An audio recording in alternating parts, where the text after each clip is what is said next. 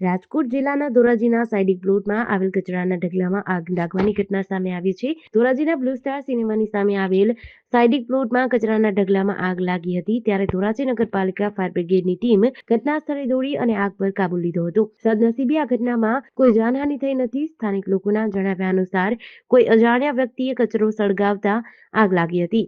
અનેક વખત રજૂઆત કરવા છતાં પણ એ વ્યક્તિઓ સમજતા નથી. તેવી અવારનવાર આવા બનાવ બને છે. મારું નામ રફીકભાઈ. એ આગા પડદાવાળા અને ભંગારવાળા ને બધા કચરા નાખે છે અહીંયા, બરાબર.